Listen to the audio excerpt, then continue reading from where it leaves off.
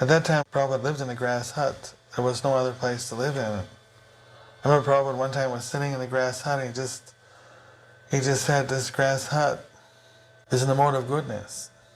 And this is all you need for spiritual life, live in a grass hut and live by the side of the holy river, chant Hare Krishna. But if we do this, people won't come here. So we have to build the big buildings with concrete and steel and bricks. Those buildings are in the mode of passion. But for preaching, we can build those buildings. But for our own selves, this should be enough. Before the festival, I had approached Srila Prabhupada on the balcony in Calcutta and said, Srila Prabhupada, I've been trying to understand what you want of us, what your desire is. I could see that Srila Prabhupada was really listening and taking every word into his heart. And then I said, two things seem to please you the most. Distributing your books and building the big temple in Mayapur. And Srila Prabhupada's eyes opened wide, his face lit up, he smiled and he glanced at me and he said, yes, you have understood. And then he said, if you build this temple in Mayapur, Srila Bhaktivinoda Thakur will personally come and take you all back to Godhead. Bhavananda Prabhu said, Srila Prabhupada, we're sitting in the middle of these rice fields. I'm from New York. He says, Srila B.V, the architect, is from Amsterdam. You know, we're all from cities. We're all from big cities. And we're sitting in the middle of these rice fields, and you're asking us to build a big temple in the city. How we can do this, Prabhupada?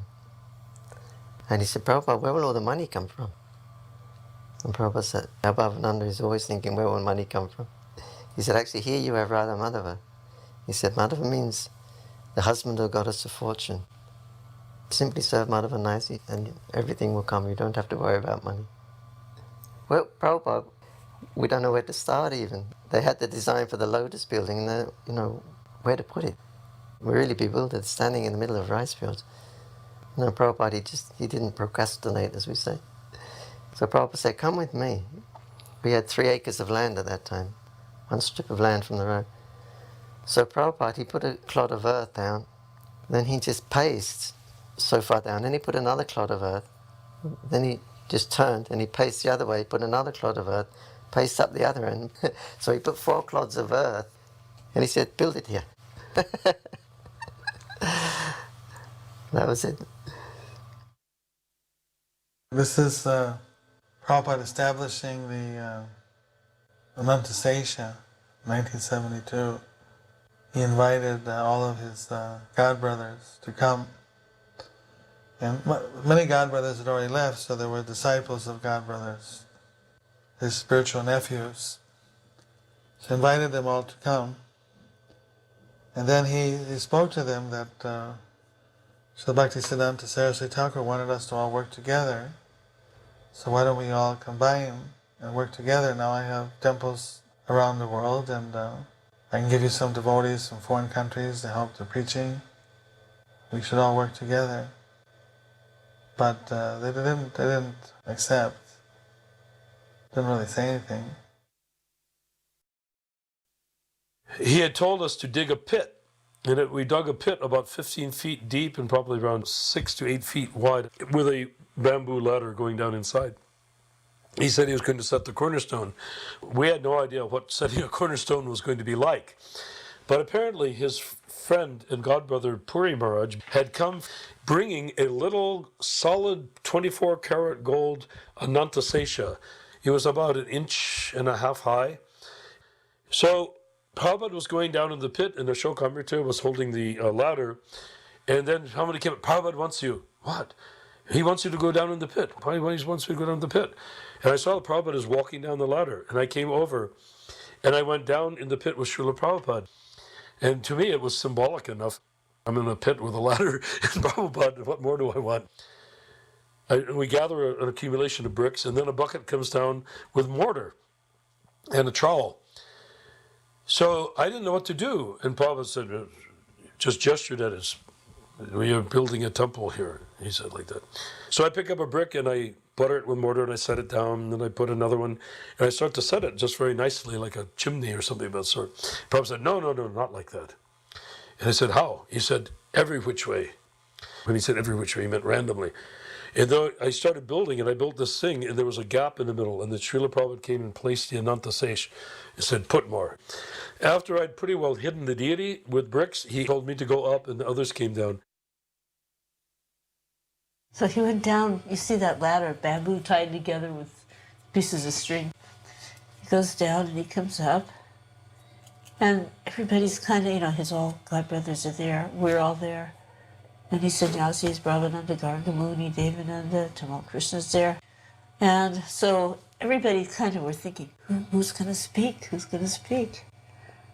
I remember I was also thinking that way. And then he says, Malvaji, you speak. And I mean, everybody was floored. I was floored. So what can I say? And I'm just looking around. Here's all these learned Vaishnavas, certainly more learned than I'd ever be. I just stood up and spoke about Srila Prabhupada. I remember I was crying a little bit. And then afterwards, I remember Gargamuni came up to me and he said, that was very nice. And I always appreciated that, I was just reflecting on Prabhupada's expertness in putting us forward and in utilizing us for the benefit of his mission. And knowing each one of our particular ability and our limitations, and even using our limitations to the best advantage. Because in this situation, I was not, as I mentioned, I was not a pundit. I don't know Sanskrit verses. I wasn't fully learned in the Bhagavatam, but I had no hesitation about speaking on the glories of Srila Prabhupada. And it was actually the right thing to do at that time. While we were at Mayapur, one young man named Bob Cohen came to our camp. And we were really surprised because we didn't get visitors just coming like that. And Bob Cohen was very intelligent and sober. He was a Peace Corps worker in India. So he came to meet Srila Prabhupada. He had attended our Pandal program at Deshapriya Park in South Calcutta. And he began to ask Srila Prabhupada very intelligent questions.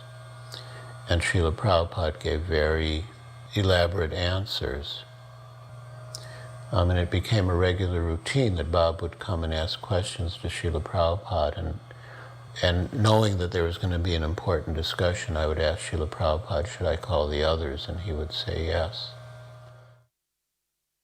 My experiences with Prabhupada, of course, occurred in the Bhajan Kutir, where devotees wanted to know if I had any questions, which I certainly did. So I got to sit in there, I think, for several hours a day over probably a 4-day period, and discuss with Prabhupada my philosophical issues. I didn't really know a whole lot about what was going on in terms of parampara and how things work. I knew a little, but I just appreciated the qualities of Prabhupada. He made me feel very comfortable. His humor was very disarming. And Prabhupada was on a platform, so I was on the floor. So I'd always be looking at Prabhupada's feet, and somehow that gave me some blessing.